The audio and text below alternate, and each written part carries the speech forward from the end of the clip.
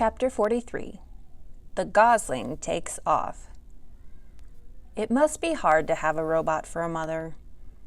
I think the hardest part for Brightbill was all the mystery that surrounded Roz. Where had she come from? What was it like to be a robot? Would she always be there for him? These questions filled the Gosling's mind, and his feelings for his mother swung between love and confusion and anger. I'm sure many of you know what that's like.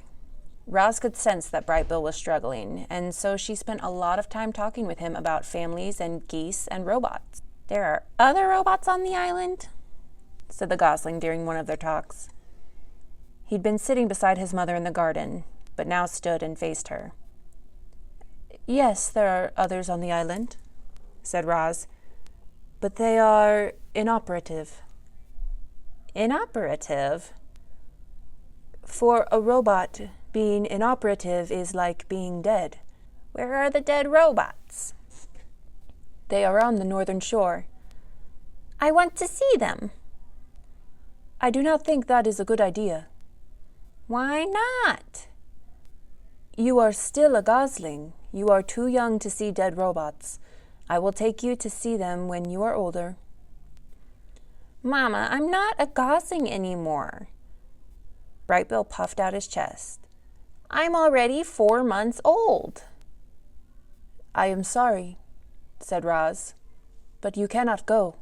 Brightbill stomped around the garden and squawked, "This isn't fair."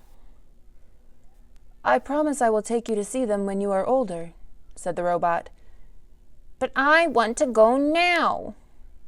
"Please calm down."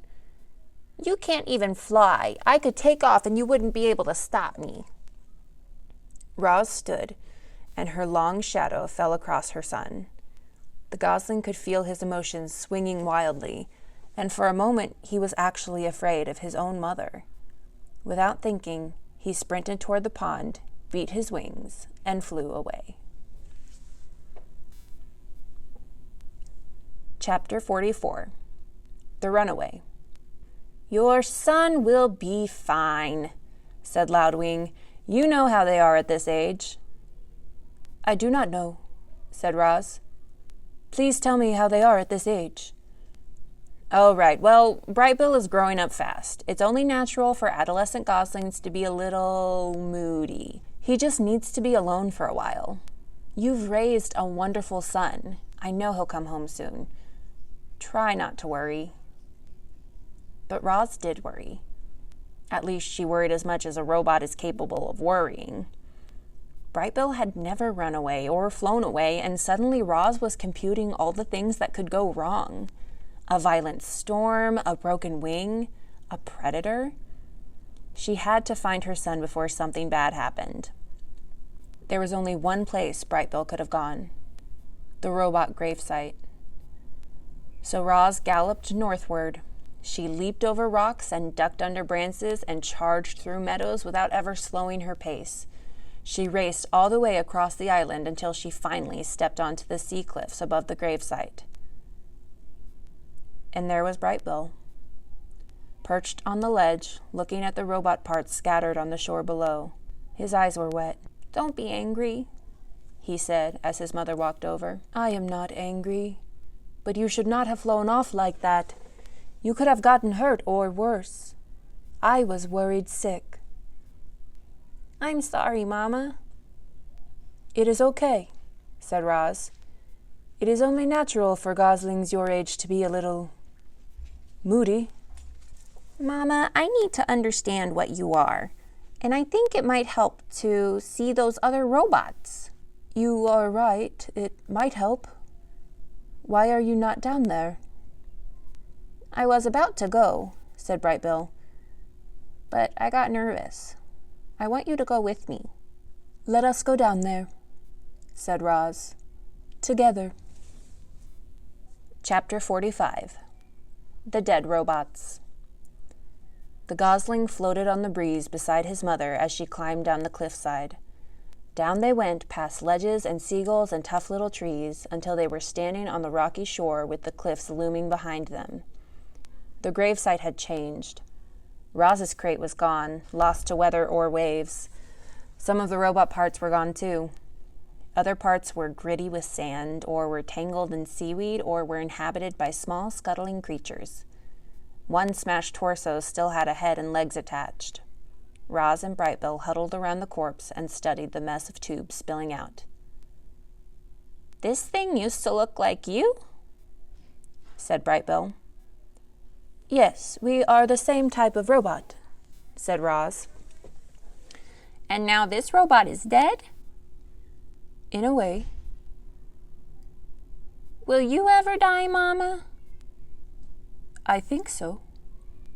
"Will I die?" "All living things die eventually." The gosling's face scrunched with worry. "Brightbill, you are going to live a long and happy life." Roz laid a hand on her son's back. "You should not worry about death." The gosling's face relaxed, and then he pointed to a small, round shape on the back of the dead robot's head. "What's that?" he said. Roz leaned in closer. "That is a button, which is a knob on a piece of machinery that can be pressed to operate it." Brightbill began pressing the button. Click, click, click.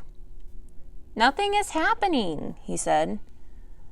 "Probably because this robot is dead." Click, click, click.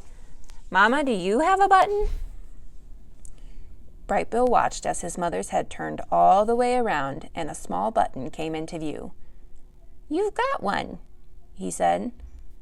"I never noticed it before." "Neither did I," said the robot. The gosling giggled. "Oh, Mama, you have so much to learn about yourself." Roz reached for the button on her head, but her hand automatically stopped before she could touch it. She tried with her other hand, but it automatically stopped as well. "It seems I cannot press the button," she said. "Would you like to try?" "What will happen?" "I think that I will shut down, but I think you could simply press the button again to restart me." "You think?" squawked Brightbill. "What if you're wrong? What if you wake up different? What if you never wake up? Mama, I don't want to shut you down." Roz turned her head back around and saw that Brightbill's face was once again scrunched with worry. She knelt beside him and said, "Of course you do not have to shut me down. I am sorry if I scared you. Are you okay?" "I'm okay." Brightbill sniffled and wiped his eyes, and then he heard splashing. Otters were playing in the ocean.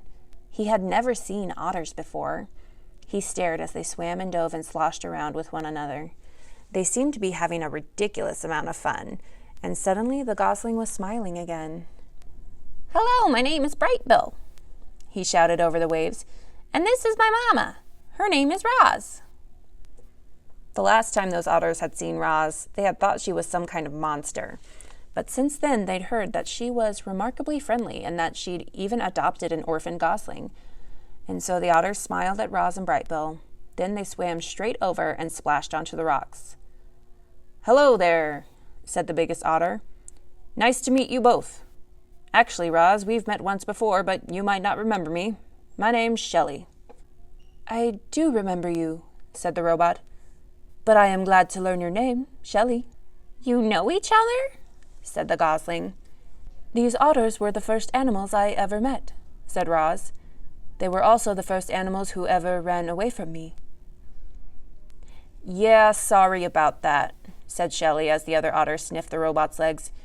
"You know, Brightbill, when we first saw your mom, she was packed in a box and surrounded by soft, squishy stuff." Brightbill's brow furrowed. "You wouldn't believe how small she looked, all folded up in there." Brightbill's nose sniffled. "We thought she was dead, but when we reached into the box, she came to life and climbed out looking like a sparkling monster." Brightbill's eyes welled up with tears, and then he felt his mother scoop him into her arms. "Are you okay?" she whispered in his ear. "I think I've learned enough about robots for today," he whispered back. "I am sorry, otters," said Roz, "but we really must be going." "Oh, I hope I didn't upset the little guy," said Shelley. "I thought he'd like to hear how we first met." "Brightbill will be fine," said Roz, using a friendly voice. but we have had a very busy day and we should go home. It was nice to see you again. Goodbye." Roz turned, and with her long stride, she carried her son away from the graveside and over to the base of the sea cliffs. "Would you like to sit on my shoulder as I climb?" said the robot.